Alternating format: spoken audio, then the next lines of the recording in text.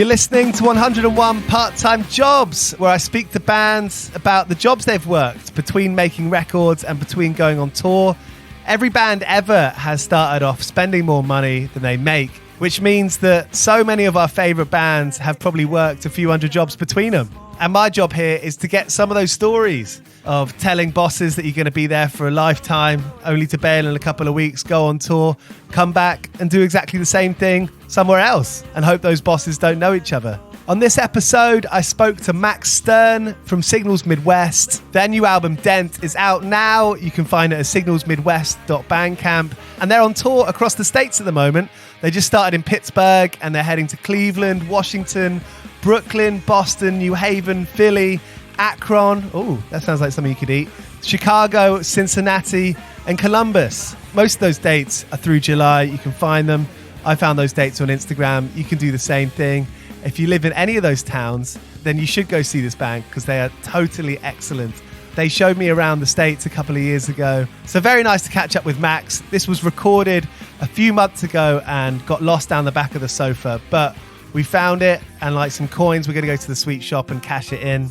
This episode is supported by 2000 Trees Festival, taking place from the 6th to the 9th of July in Cheltenham, just a few hours away from London, where Idols, Jimmy Eat World, Thrice and Turnstile will be headlining. They're one of the biggest independent rock festivals in the UK, and there are so many good bands playing. Looking at the poster, Petrol Girls, The Winter Passing, Berries, Me Rex, Slot Thrust, Orchards, Pigs, which is always fun to say. It's round the corner now. It's this time next month. If you want to go, if you're pretty sure, if you're pretty set on it, but haven't got your ticket yet, you can buy your ticket and get 10% off by using the promo code 101POD. Doesn't need to be all caps, but it just needs to be together, 101 POD. It's the biggest 2000 Trees yet, 100% not to be missed. Knocked Loose are even playing, just saw that on the poster. What a great band. 101 pod as the promo code at checkout.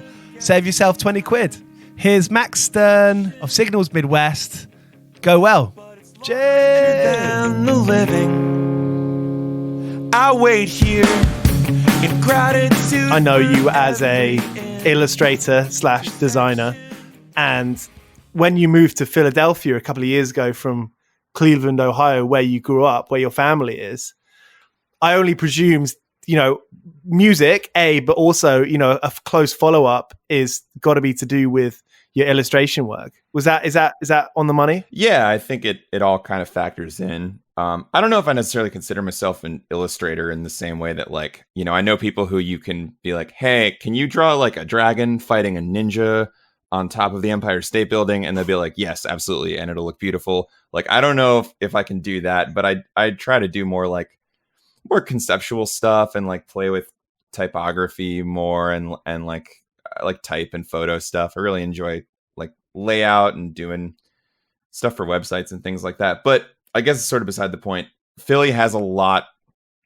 more going on in terms of a design industry here. And obviously, the music scene out here is insane. So yeah, there was a big draw there for a number of reasons too, but it was also, it's tough. and a lot of that is internet stuff, is it? Yeah, totally. Most of what I design is designed to live on a screen, even when you make album covers, I love holding physical media, and whenever I get a chance to lay out something that's going to get printed, that always feels super good. But most of what I make is going to live on a screen, mostly on your phone.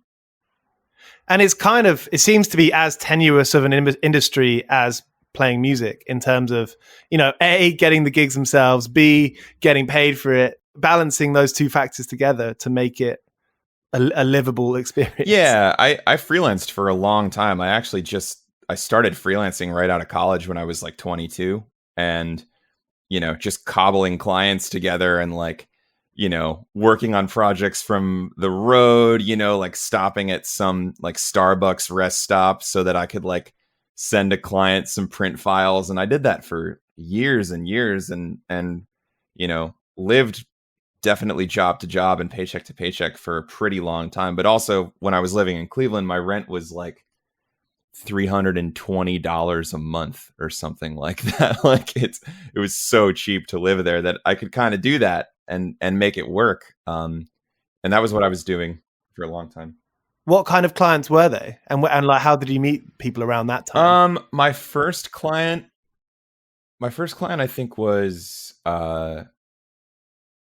it was an academic client. My friend was working for a college in Boston, and they needed some covers designed for their reports, as well as like some infographics and stuff. So he was like, "You do that, right?" And I had never done it before, but I was like, "Sure, I can figure that out." So that was my first one, and it sort of went from there. There's a lot of small bands and stuff, and like friends of my parents and things like that. And then I don't know, I feel like the inertia of having a kind of creative yet commercial job like that, it's all word of mouth. You do something for someone and then they're talking to someone else and they're like, "Oh, this guy did an okay job for me on this." So you sort of kind of snowballs a little bit.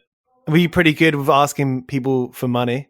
I mean, I like my freelance work that I do. I kind of cringe every time I ask for like the amount that I want. Yeah, it sucks. It's not easy. I started to like try to have the conversations more upfront.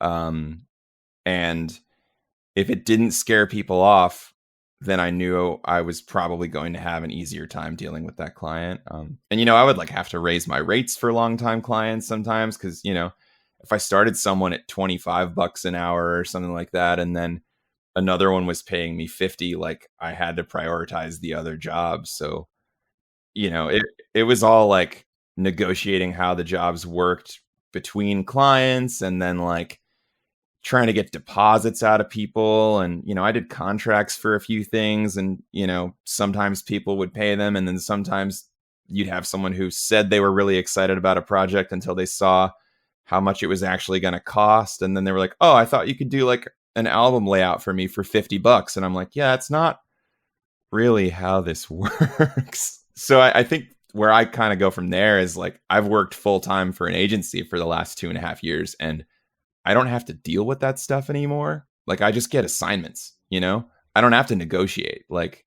I have a salary, which is an incredibly weird thing for me to have after, the better part of a decade scraping by and doing freelance work. So it's, and that it comes with its whole own set of problems, and you have to negotiate like, how to tour and how to do anything else that is creatively and personally rewarding. So yeah, it's always a balance, and it's never going to be a thing, I think, that you like find a good rhythm. Like it's always, okay, I have to negotiate this next part because I want to go do this tour, but I also want to be able to eat.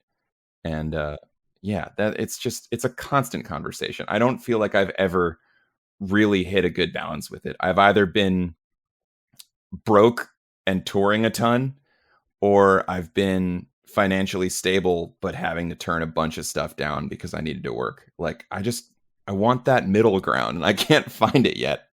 I consider you certainly someone who's smart about these things, someone who isn't gonna make a bad decision. I don't think I've ever seen you make a bad decision. But I promise you, there are plenty in my history.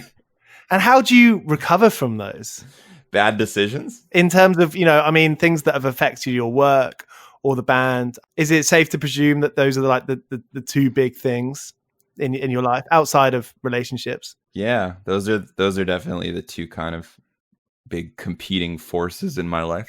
I feel like a lot of my music is actually about me kind of reconciling those things in some way. Like it's sort of like a way for me to process how to battle with both of them, I guess. The distance between two types of lives you might want to live, and you want adventure but you want stability, you want freedom but you want safety. Those are often incompatible.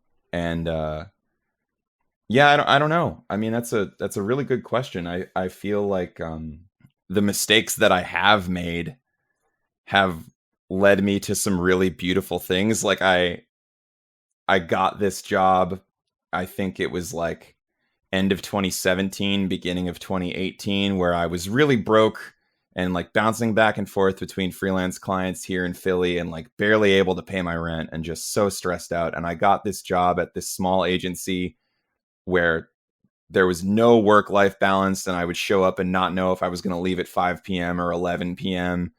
And, you know, I had a tour of Australia coming up where I was going to go do some solo shows, and then Signals was going to meet me there, and we were going to do some band shows. And like, it was a terribly financially ill-advised tour. Like, I don't even want to tell you how much money we lost on that tour. But I told the job, I was like, look, I'm going to go away for a month and we'll figure it out when I get back. And they were not excited about it, but they let me go. And then once I got over there, I was sort of like, you know, I hate this job anyway, and I don't want to go back to it. And I emailed them like the second day I was there and was just like, yeah, just find someone else. just let me go. I'm going to focus on this. I don't want to have to come back to something I hate. I'd rather just figure it out. And I know you're close with your brother and your parents. Have they always been supportive? They have. You know, they've also been honest with me, you know, especially over the last few years where, you know, I've developed a bit more stability. You know, they've been like, look, we know you love playing music and we know that this kind of feeds your soul, but like, you have a good thing here. Don't fuck it up unless you are really aware of what you're doing. And actually, it was funny because in the springtime, like pre-pandemic, I guess this would have been like maybe like late February 2020. I was thinking about all of the things I wanted to do in 2020. Like I knew that Impossible Sum was going to come out, and I knew that Signals wanted to do some stuff. And I was like, you know, I'm doing pretty good. Like I've got a bit of a savings now. Like I could probably take some time away from this job, or like maybe go freelance or do something else. And like, I was really, really close to having that discussion with my job, because they've actually expressed some really understanding. They've expressed some understanding about who I am and what I want to do, which is a rarity for sure, because most jobs don't give a shit. But then COVID hit, and I was like, oh, no, I am not going to have those conversations at all. I am going to cling to this job and put everything I have into it. And I am so, so grateful to have it. And they've like really, I've been super lucky this whole time, man. I've just been at home clicking around on the computer, you know, like I'm one of the luckiest people I know in this regard. Does it feel fragile working at an agency? It does, because it's so client driven. And, you know, you can put your best foot forward all the time and like grind so hard and like really, really dig into like the hustle culture of always working nights, weekends, bending over backwards for the client. But like, you know, there is that like creative, I guess, variable where like you still might not get to a place that they want you to be. Yeah, it does feel a little bit fragile sometimes. At the same time, it also feels more stable than anything else I've ever done. It's kind of funny what you were saying earlier about, you know, you got that agency job a couple of years ago. And it seems to me like, you know, you had Pin, the Signals Midwest EP. You got, you know, Impossible Sum, your solo album, which is amazing. Thank and I you. feel really shows like a whole side to you. In fact, I messaged you on Facebook and we had a little chat about it. You did. It was very sweet. It sounded like you were letting go I know that's such a cliche phrase, but you know, it's true, you know, that maybe that's why it's a cliche. And it's funny that you've been so prolific since having an agency job. Yeah, it's very strange. I think it's because I'm not like trying to figure out ways to make money in between making music. Like I kind of have a defined schedule, and I don't know, I feel like in 2020, especially, like I've written so many songs this year, and it's because like I've had the time to just be home and work on stuff. But I feel like 11 solo songs takes a lot more time than 11 band songs. I mean, it depends. Obviously everything is different all the time, but you're probably going to third guess yourself a lot more if you're on your, if you're by yourself, right? Yeah. And enlisting outside collaborators who weren't my normal bandmates, that was super helpful. Like showing Adam all the demos and having him be like, this is a good one. This needs work here. This is a reference track that would work for this one. And then kind of going into the studio with Kyle and like shaping them all and like having a really trusted ear. It just allowed me to rely on other people. And like I said, I was able to just focus on performing as best I could. And you know how it is with bands. Like I love my bandmates, like Steve, Ryan, Jeff, like they're my brothers at this point. Like I've been doing Signals my entire adult life. I'm 31 years old now. We started that band when I was 18. So like we work together. I know how we work together, but at the same time, when I write a song for Signals, I write it with them in mind. I write it knowing how they're going to respond to it. And, I try to work in parts that I know they're going to like. And when you're making a solo record, you don't have to make any of those kinds of considerations. So in a lot of ways, I actually felt like it was easier because I was only considering myself. Like it's a solo record. It's okay to be selfish and just like make exactly what you want it to be. And with every band, even though I love the shit out of my band and I don't want to stop doing it, like it is an exercise in interpersonal management and compromise a lot of the time. If you don't view it as like a dictatorship, which I don't. Like, yes, I am a primary songwriter here, but I value their opinions. And when I bring them a song and we run it through the machine, it comes out differently. And that's why our band sounds the way it does. I think it's a good life exercise. I mean, you said it then, but just to sort of speak about that point, if you walk to school or work the same way every day, it's nice to walk a different way. Yeah, it's very true. And I find that I get, the more people I play with, the better I feel like I am at what I do musically. Like I joined Timeshares when I came out here, and like John and Eric and Mike have an entirely different way of songwriting, an entirely different set of influences. And, that has expanded my brain in a number of ways too. And, I've played solo songs with a number of people out here, and in a lot of the other band members I play with are in Chicago. And, I've gotten to play with a couple studio musicians. There's this lap steel player, Mike Brenner, who I've gotten to know, who has played on some of my favorite records of all time. Like getting to know him and seeing how he operates, I feel like I've just tried to be sort of a musical sponge over the last couple of years. And then every 6 months or a year, I kind of wring out my brain and I'm like, okay, this is what's been going on in there. This is what I've learned. We're both Jeff Rosenstock fans from an early age. Yeah, very much. I saw you played guitar with him when he did one of those iPods. Oh, yeah, man. In a sports bar when I was like 16 years old or something like that. I found them on MySpace or something. It was like, this band is incredible. Do you feel like some of those values, you were looking at those values? I mean, what other bands were you into at the time? Was it like Streetlight and Catch-22?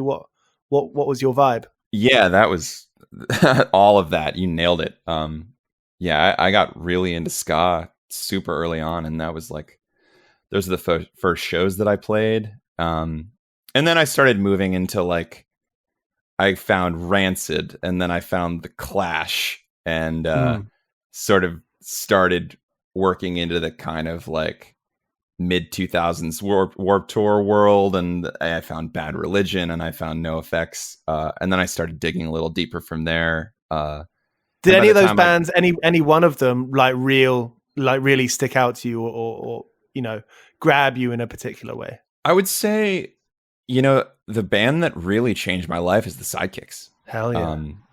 I saw them when I was like 15 or 16 at this battle of the bands that we used to have in Cleveland called the High School Rock Off. And then I asked them if they wanted to play this show I was booking at our local club, the Grog Shop. And it was Upon the Music Industry show that I booked, and I put them on the show. And I think that actually might have been where they met. I'm not entirely sure, but it was around that time. They were at high school as well. Yeah, they were in high school. I was in high school. I was like 16 years old, probably. I think of them as so much older. They've just been doing it for a really long time. And, Sanders and my friend Kenny Dix ran this house called the Soggy Dog House. And that was like the crux of Cleveland DIY. And, that was like the first band I really fell in love with. They were the first band I knew who toured, and they were the first band to ever bring me on tour. I filled in with them on a tour when I was 18. I guess that would have been in the summer of 2008, I want to say. And that just kind of blew my mind open. So that band, more than any other band, I think sort of, dictated a musical path for me that I would try to follow. There are generations guided by voices, aren't they? They're such a special band. They're America's favorite rock and roll band. Did you learn a lot from those experiences? I did. I definitely did. It was the first time I knew that like a scene existed on like somewhat of a national level. Like it was the first time I played really anywhere outside of Cleveland. And it was, we get to Boston and we play to like 60 kids in a basement in Alston. And, we played some like anarchist commune in Brooklyn, or I don't know. I was 18 years old and like barely 18. And I didn't know that this existed. My entire musical world was like the club down the street, which I loved very much. And then like Battle of the Bands and like pay to play schemes and like really weird vibes that like, promotions companies trick kids into being a part of. So they were the first one to sort of show me an underground touring circuit. And yeah, that was a very revelatory thing. And they're kind of an interesting, maybe I'm talking about probably the last couple of years more than that time, but they've kind of been on the fringes of the kind of booking agency managerial world, right? Yes, I think so. And that's not a world that I really know. And I feel like, and I might have talked to you about this before, but I feel, actually, this reminded me of a memory that I had when Signals toured with Cynics a couple of years ago. I spent a while trying to get into that world, the world of agents and managers and things like that. And we had, some small successes with it. We did a couple little support tours here and there. But I did find that striving to make those kind of connections really kind of cheapened what I enjoyed about doing music in the first place. And, since I've sort of stopped, my enjoyment of this thing that we all do has skyrocketed. I like it so much more now than I did when I was like 26 and like freaking out in a van and like trying to email booking agents about why they should put us on a tour or something like that. I'm just like, fuck it. Let's just do it ourselves. But the memory that I sort of thought about prior to this conversation was when we took Cynics out on tour in, was it 2017? I want to say 2017. I don't know. Thank you very much for that though. It was so much fun, and somewhere around there. And I just remember like you guys didn't really come over with any gear. Like you just kind of hopped in the van. You didn't really have like a travel plan or anything like that. You're just like, you know what? It's going to work out. It's going to be fun. And then I remember you were supposed to pick up merch from somewhere in Boston, I think. And we played the show, and then someone was like, oh, we didn't pick up the merch, did we?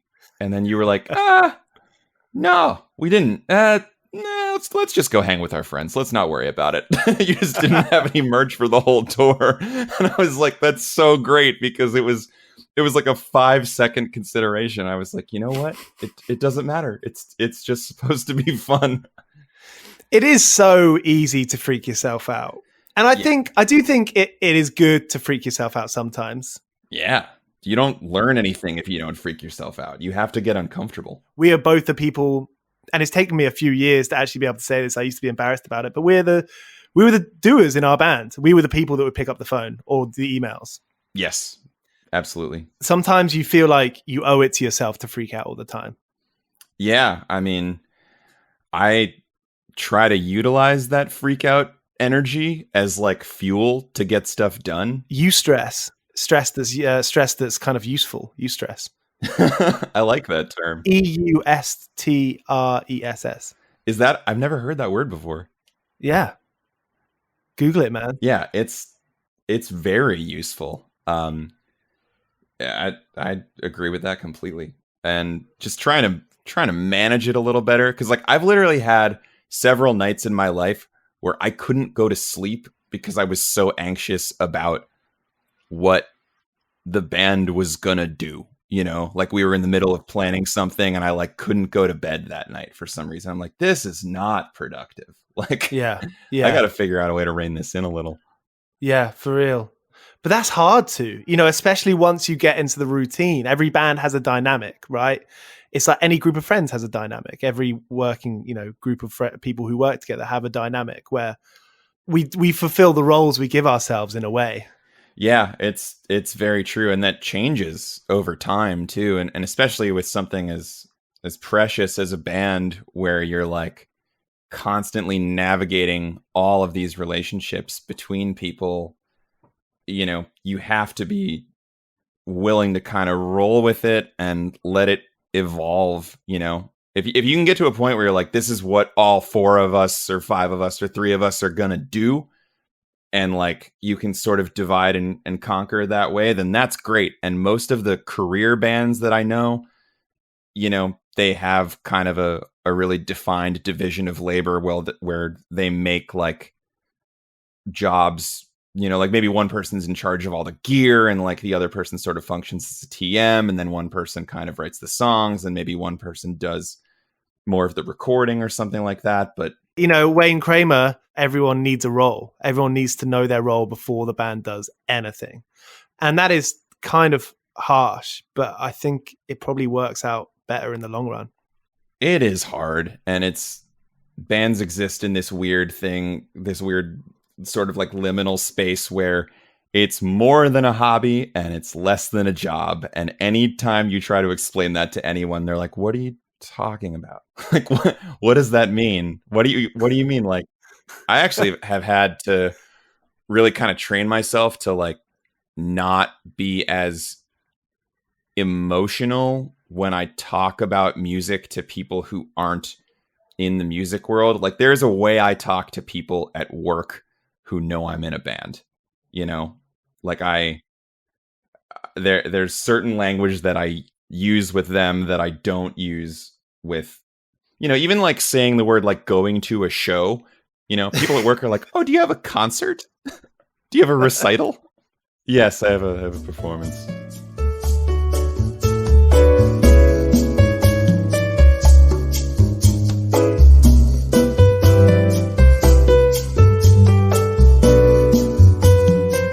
Signals Midwest have been going since 2008 or 9.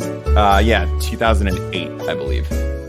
When do you think is a good time for a band to get a Wikipedia page? I don't know who made our Wikipedia page. I think that it wasn't you. You got to have some touring under your belt. It wasn't me. I've edited it. Classic. But I didn't make it.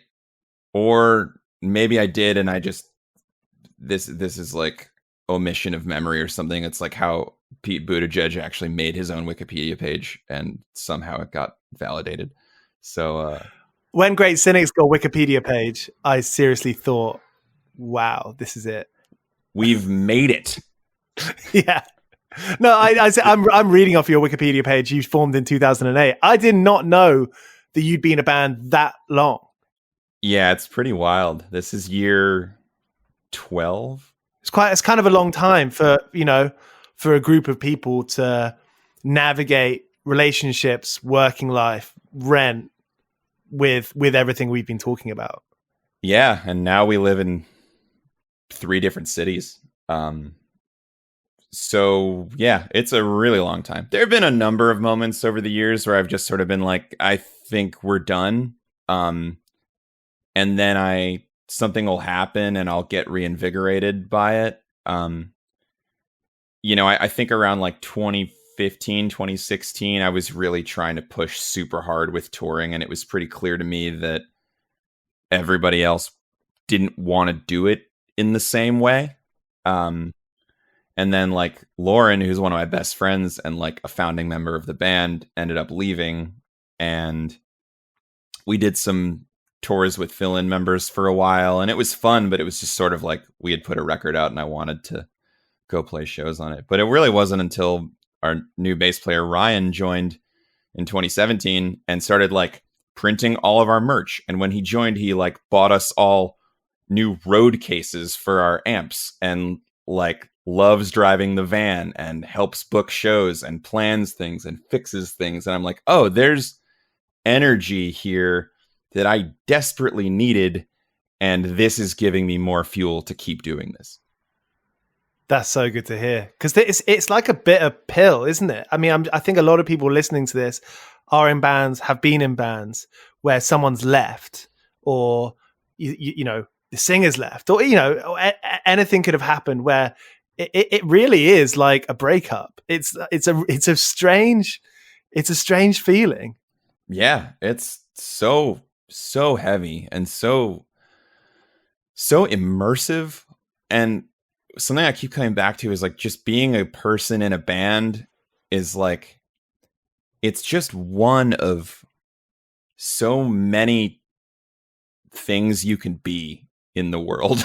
But like, and it's a wonderful thing to be, and like it's given me, a huge creative outlet and a sense of purpose and an identity and a million friends and, all of this stuff. But it's like, sometimes I get to the bigger questions of like, all right, well, yeah, that's cool and all, but like, who am I as a friend and a brother and a son?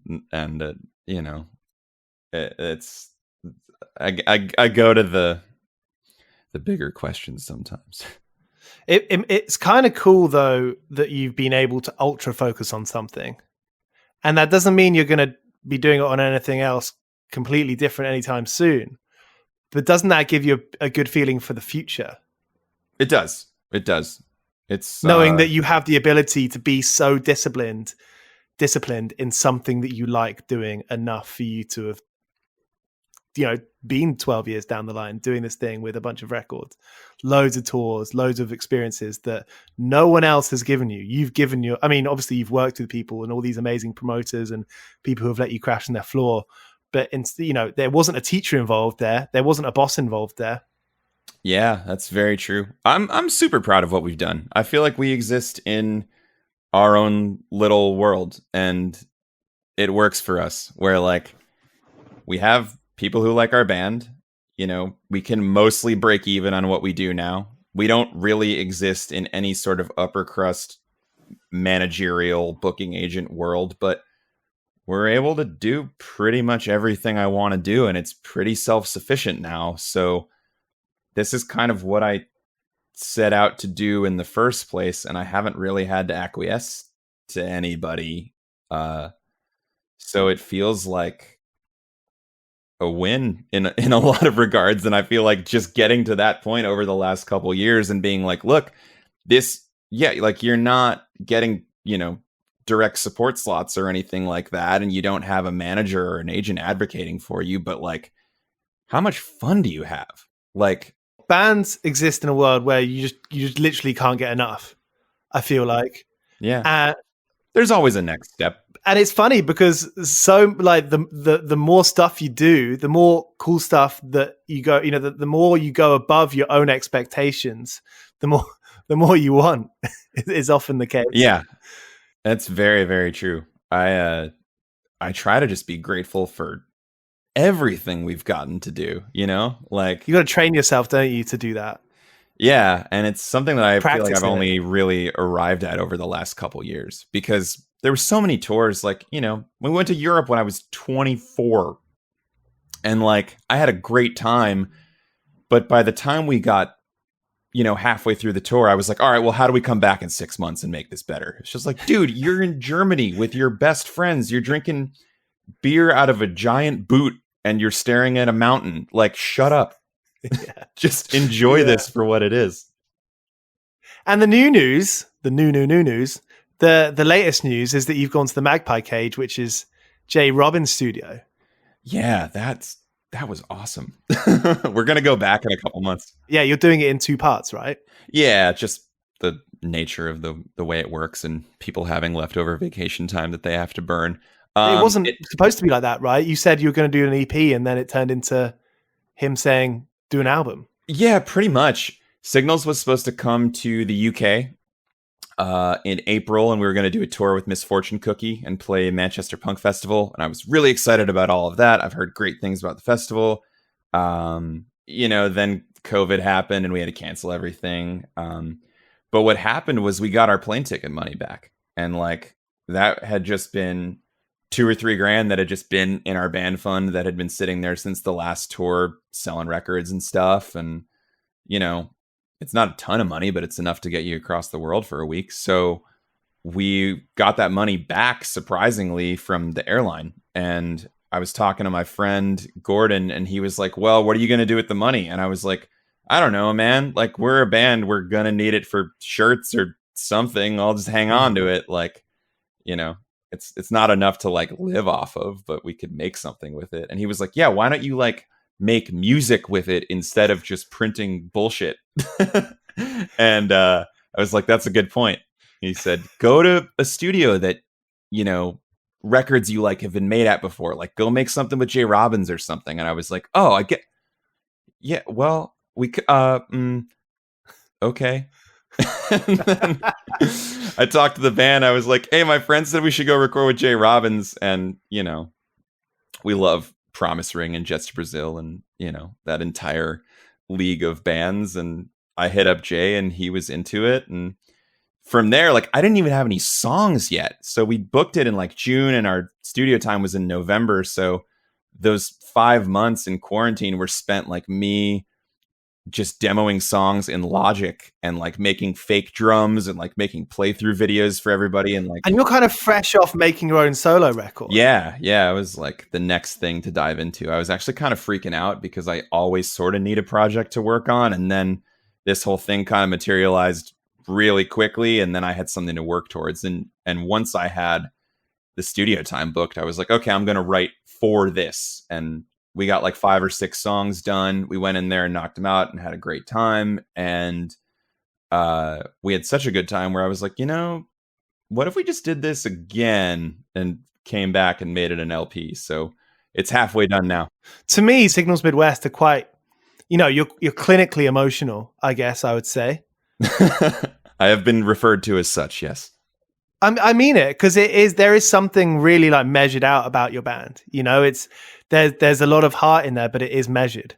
Yeah, I mean, I always just think of us as a punk band, Like I didn't really get into the emo bands that people said we sounded like until after we were already making records that they said we sounded like them. And I know that sounds like conceited or whatever, but when we formed, I just wanted to be like a cathartic, fast band, like fucking Dillinger 4 or Lawrence Arms or something like that. Like the emo stuff came later. What I identify with that sort of emo world, at least in bands that are a little bit more verbose, like Jets Brazil or something like that, is I really try to focus on the quality of songwriting and really dig into the lyrics and like make purposeful and evocative statements that aren't just like, I don't know, I don't want to do anything that has kind of been said or expressed before. I like really getting into the details of shared human experience. And like, I think that stuff does carry an inherent emotion with it. So if that's what comes through, I think that's cool. Do you talk to the other members about this kinds of stuff? I do. Because sometimes it can be weirdly hard talking about. It really is. I think my focus for lyrical content has sort of shifted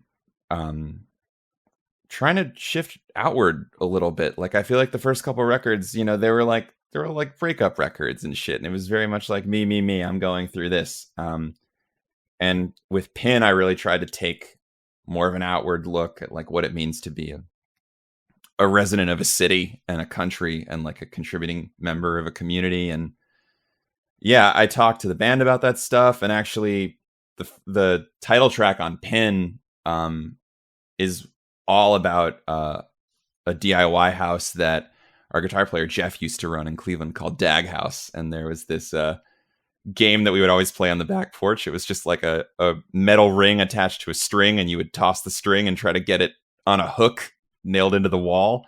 And I sang the line, tossing rings on strings at nails in the backyard at practice. And I looked up and he was crying. And I was like, oh man, like I really got to this dude. And, you know, it was like a very validating thing. And I try to put things in the lyrics now that don't just speak for me, that they call out experiences that other members of the band had. And like, we talk about it and we really try to be really above board with what we're saying and what we're doing and trying to make it purposeful. There's got to be something that comes with age. Yeah. I don't think I would have been capable of it, you know, 6-7 years ago. Now it's much more about making something that's inherently ours versus something that's just mine. So there he was, Maxwell of Signals Midwest. Their new album Dent is out now. I highly recommend you go and listen to that now. I'm back later this week with an episode with Tom from Buzzard. Until then, here's Sparrer. I've been working all day for me mate on the side, running around like a blue-ass fly. I've been working all day for me mate. Every bleeding minute I've been on the go, up and down the ladder like a fiddler's elbow. I've been working all day for me mate. This is a Mighty Moon Media podcast.